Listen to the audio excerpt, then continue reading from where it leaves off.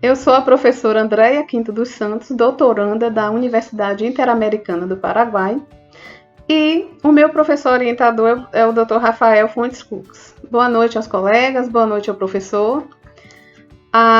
O título do meu trabalho é Proposta Investigativa sobre a formação inicial e continuada dos professores nas séries iniciais do ensino fundamental na disciplina Ciências. A formação do professor nas séries iniciais e as suas implicações na aprendizagem dos alunos. A qualidade na educação, ela tem provocado questões que trouxeram à tona pesquisas sobre os problemas em relação ao desenvolvimento educacional. Quais são esses problemas? A questão da evasão, a questão da repetência, a questão dos alunos não estarem aprendendo língua portuguesa e matemática, ou estarem tendo dificuldades para isso. Também, por que os alunos nas séries iniciais não estão desenvolvendo a aprendizagem em ciências? De acordo com Carvalho, Contreras e Fracalanza, a formação do professor é uma formação que ela é descontextualizada, fragmentada, Além disso, a construção dos conceitos e a contextualização das atividades e dos conteúdos dentro dos livros didáticos, ela não se dá de uma forma a contento. E também, um outro problema são as questões sociais. A ideia é que o professor, ao ensinar, ele promova o ensino de ciências que seja diferente do que vem ocorrendo. Por quê? Na atualidade, o ensino de ciência é superficial, não contempla o entendimento que seja suficiente para promover a modificação nos hábitos, no pensar e no refletir dos alunos. Isso acontece de acordo com as pesquisas, por conta da formação inicial, que ela se dá de uma forma muito fragmentada. Então, propõe-se nesse estudo uma investigação sobre a formação dos professores em ciências, aqueles que atuam nas séries iniciais do ensino fundamental, no município de Itabuna, Bahia. É necessário considerar os conhecimentos prévios dos alunos, de acordo com Marco Antônio Moreira e com Ausubel. Eles trazem isso como fundamental para que os alunos aprendam. É necessário que se respeite aquilo que ele já conhece, que ouça o aluno, que possibilite ao aluno participar, interagir na aula e trazer os conhecimentos que ele tem para que possam ser acrescentados a outros ensinados pelo professor e que haja uma ressignificação desses saberes. Mas, de acordo com essa pesquisa, a formação do professor pedagogo, ela já traz uma deficiência quando 70% da carga horária desse pedagogo, ela é disponibilizada para as aulas de filosofia, de história da educação, de antropologia, de psicologia, de linguística, de sociologia e política. E apenas 30% da carga horária são para os estágios e para os conceitos dos componentes curriculares que esse professor vai ensinar. Ou seja, eu trago o curso de pedagogia porque a discussão é sobre o professor nas séries iniciais do ensino fundamental. Quem são esses professores? São geralmente professores normalistas que terminavam o magistério e ficavam e davam aula para esses meninos desde o ensino infantil até o 5º ano. Atualmente, com a modificação na Lei 9394 de 1996, passa a ser uma exigência, passa a ser uma política pública que esses professores eles têm uma formação, e a formação desses professores é em pedagogia. Então, quando se trata de professor de pedagogia e o professor da área específica de algum conceito, de algum conteúdo, existe o seguinte: existe um distanciamento nas ideias e ações desses professores, as políticas salariais são diferenciadas, O professor de primeira a quarta série, do 1º ao 5º ano, eles acabam participando de políticas salariais onde eles recebem menos do que o professor que atua na área específica. Geralmente isso acontece, né? A valorização do professor da área específica é maior do que do professor pedagogo, né? Os fundamentos filosóficos discutidos são diferentes, né? E isso acaba implicando em questões da autoestima desses profissionais. Agora, quando há uma aproximação entre esses profissionais, isso vai possibilitar um enriquecimento nas discussões, já que cada um vai estar trazendo as suas próprias experiências, né? Isso também vai promover novos olhares, novos horizontes para a formação de um currículo que precisa estar em constante mudança. Além disso, propicia uma articulação entre o ensino, a pesquisa e a extensão, que vai estar relacionado à escola e às instituições de ensino, que são as faculdades e as universidades. A formação continuada desse professor, ela precisa estar alinhada com o processo crítico, reflexivo sobre o saber docente e o seu entorno. Isso de acordo com Chon, né?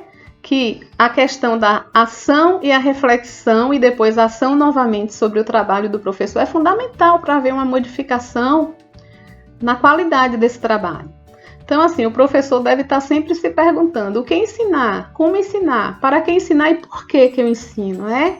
O que é que eu busco com esse conceito, com esse conteúdo? O que é que eu pretendo? Então, de acordo com esses estudos, a formação inicial ela propõe uma articulação entre teoria e prática, a integração entre as redes de ensino, as agências formadoras e o Projeto Nacional de Educação, que vão atuar na formação docente. Além disso, também vão auxiliar na criação, na implementação de políticas públicas dentro de um Projeto Nacional de Educação que alicerce a formação profissional com a atuação docente, né? A participação também docente e a valorização do magistério também são muito importantes para melhorar a qualidade da ação, da atuação desse professor em sala de aula. E a competência profissional deve estar associada ao compromisso que esse professor traz com o que ele está fazendo. Isso aí é uma discussão ampla, tá? Que vem sendo travada ao longo desses últimos anos. E, de acordo com essas discussões, essa pesquisa, eu acreditei ser muito pertinente trazer o livro didático à tona. Aqui no Brasil, Fracalanza, ele diz que o livro didático ele traz erros e, em muitos casos, apresenta conceitos descontextualizados. Mas existem pessoas que trazem outras visões, né? Por exemplo, Koch e Croft afirma que os livros eles constituem uma ajuda inestimável para o professor no seu trabalho diário da sala de aula, principalmente o professor das séries iniciais. Rico argumenta que o livro proporciona segurança e apresenta pontos de vista que vão facilitar a compreensão, além de serem bastante didáticos, né? Os últimos livros do PNLD, eles têm essa característica, né, de serem bastante ilustrados, didáticos, para facilitar a aprendizagem do aluno.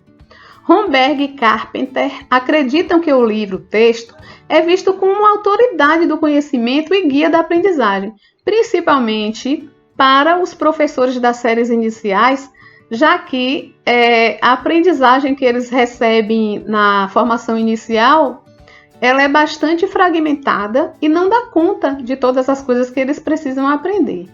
Mas é preciso esclarecer que, diante da importância apresentada pelo livro didático, o professor deve ser cuidadoso e fazer o uso crítico desse material e adequar esse material às necessidades do seu aluno.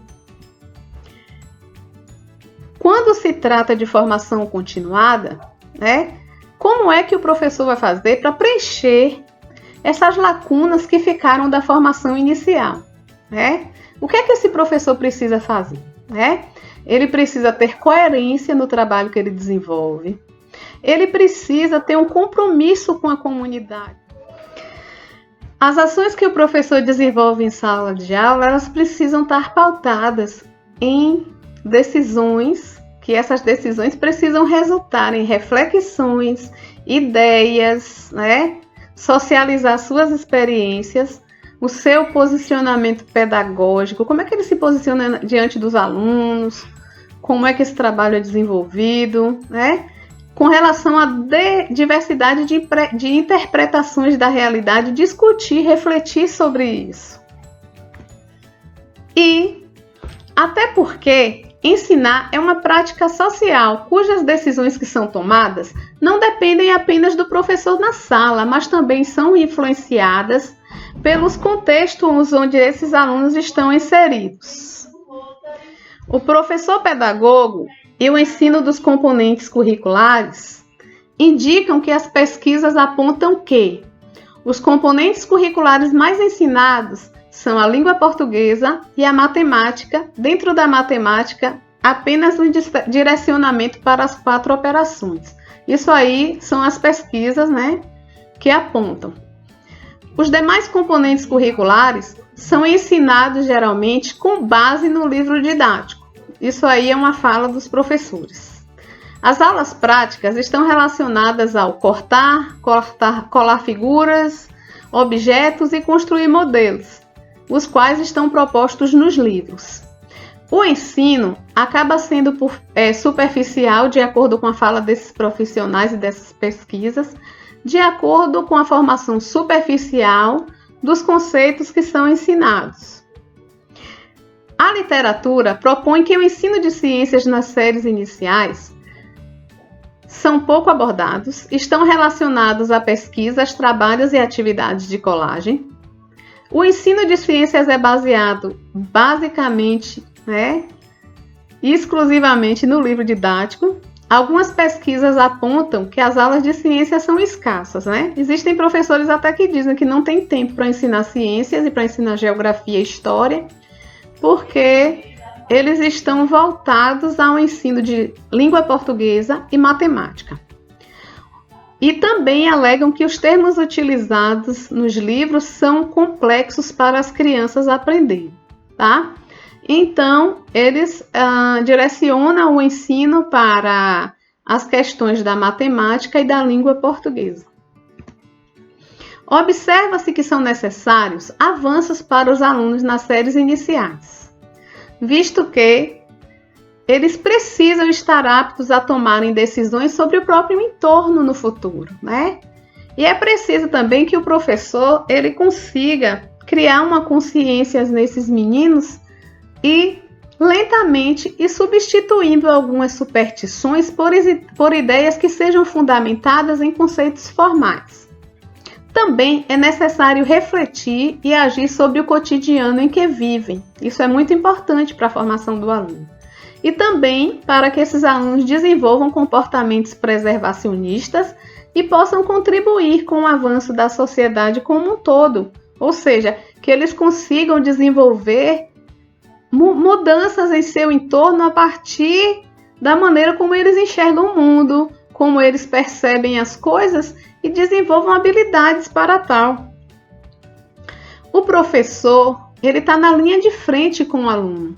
Por isso que ele é tão importante, Então, embora as exigências sobre o ensinar são muitas, nós, professores, nós estamos inseridos em contextos e precisamos estar cada vez mais aptos a contribuir com a formação desses alunos, tanto no pensar, quanto no agir, quanto no refletir, e prepará-los para a tomada de decisão de uma forma consciente, tá? As referências utilizadas foram Carvalho, Contreras, utilizou-se a Conferência Mundial sobre a Ciência, tá? Fracalanza, Freitas e Villani, Gil Pérez, Ludwig André, Marco Antônio Moreira e Rocha. Obrigada a todos, foi um prazer estar com vocês.